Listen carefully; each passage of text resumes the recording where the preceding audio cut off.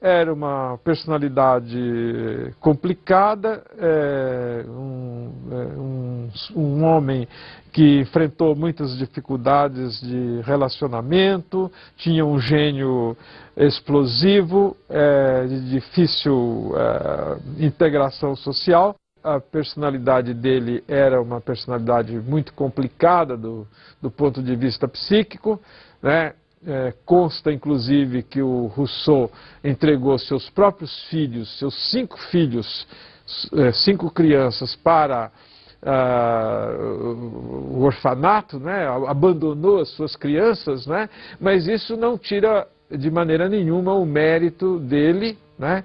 Das suas ideias, das suas preocupações, né? Que o homem Rousseau, o indivíduo concreto Rousseau, não compromete o Rousseau pensador. Embora, obviamente, até por coerência com a teoria dele, isto não estivesse desvinculado. Com todos os problemas pessoais que ele enfrentou, problemas familiares, problemas de relacionamento, ele, com tudo isso, enfrentando inclusive a crítica severa, particularmente da Igreja, ele deixou uma significativa obra escrita, não num sentido puramente teórico, um trabalho, digamos assim, que fosse puramente abstrato, mas sempre com a preocupação de dar uma resposta muito concreta aos problemas colocados pela sociedade europeia daquele período. Para Rousseau, o homem nasce feliz e perfeito, profundamente integrado à natureza. O convívio em sociedade, com o progresso intelectual e racional, é que vai perturbar essa harmonia. Toda a problematização que ele faz é exatamente de tentar explicar por que o homem, sendo naturalmente um ser bom, ele se encontra ele se manifesta tão mal no âmbito da sociedade.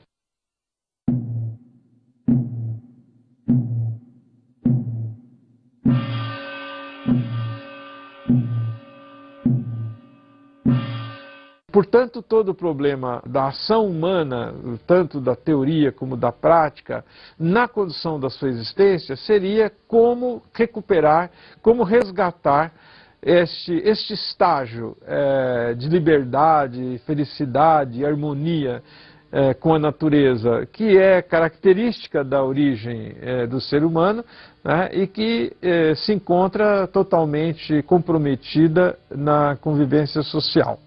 E é nesta linha que todo o seu investimento intelectual, toda a sua reflexão filosófica, vai passar muito no sentido vai muito na linha de, primeiro, fazer um diagnóstico, uma descrição das nossas misérias, não é? Mostrar como esses grilhões nos escravizam, e, ao mesmo tempo, apontar na direção daquelas novas condições que poderiam nos trazer a felicidade.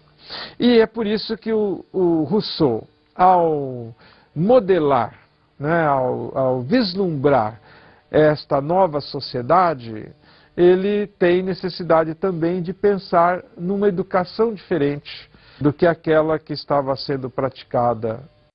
Rousseau era profundamente influenciado pelo naturalismo, que marcou o Renascimento e a Idade Moderna. O pensamento vigente considerava o mundo natural, o mundo material, como uma entidade dotada de autonomia. É o que se chama na filosofia de cosmocentrismo, em oposição ao teocentrismo da Idade Média. Para os pensadores do período moderno, a natureza não precisava da intervenção divina. Mesmo aqueles filósofos que acreditavam em Deus tratavam a natureza como uma entidade autônoma e como centro de seu objeto de estudo.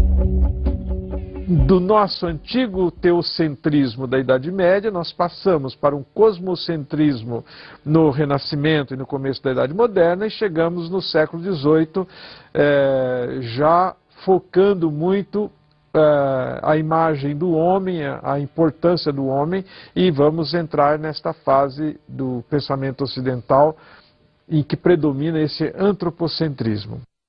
A dimensão fundamental dessa educação é a de levar o indivíduo natural a um novo estágio sem romper seu elo com a natureza. Na análise que Rousseau está fazendo do seu tempo, ele vai fazer uma crítica muito severa à educação tradicional, que era uma educação muito racionalizada, muito técnica, muito impositiva.